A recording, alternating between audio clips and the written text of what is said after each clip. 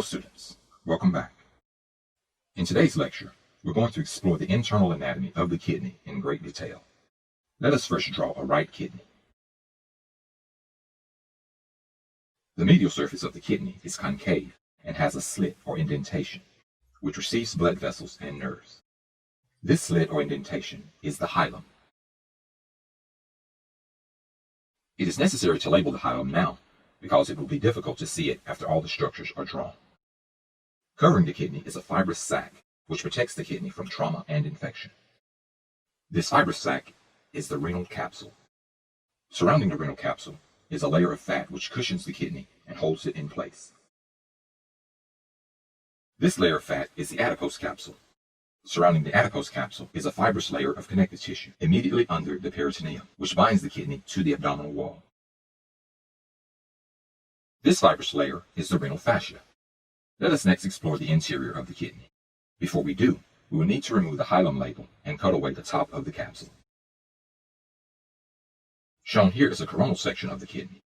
Within the kidney are 6 to 10 conical shaped regions, which appear as triangles in 2 dimensions.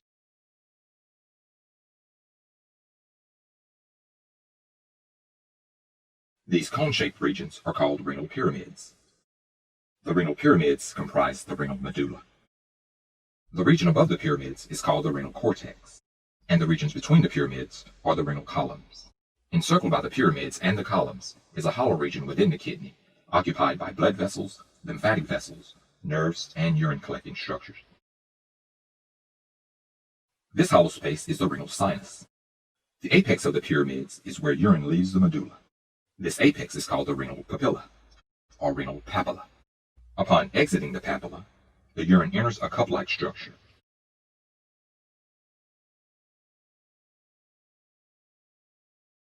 This cup is called a minor calyx. Several of these minor calyces converge to form larger structures. Each of these larger structures is called a major calyx. And so here we have 2 major calyces. The major calyces and the remaining minor calyces then converge to create a funnel-like structure.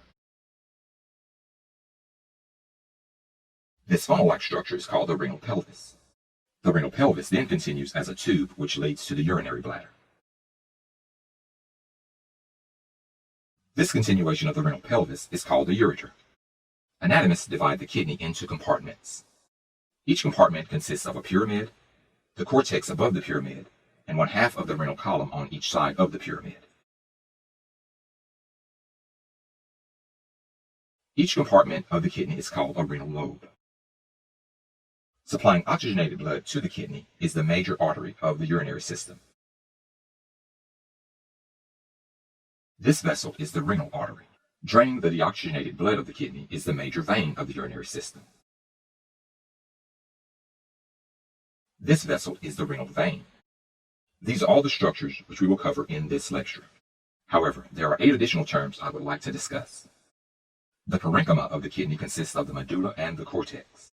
The parenchyma of any organ is the actual functional tissue of that organ, as opposed to supportive tissue. Inflammation of the renal pelvis is called pyelitis. Inflammation of the parenchyma, the medulla, or the cortex is called nephritis. Inflammation of both the parenchyma and the renal pelvis is called pyelonephritis. The kidney is positioned behind the peritoneum, so it is said to be retroperitoneal.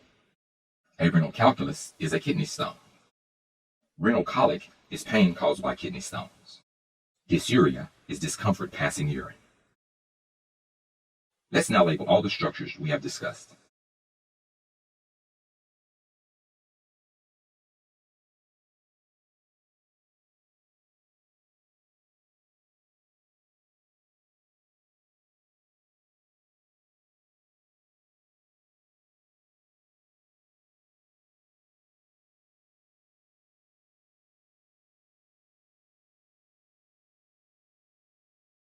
Shown here are the labels of all the structures we have discussed in this lecture. In the next lecture, we will discuss the layout of the blood vessels within the kidney.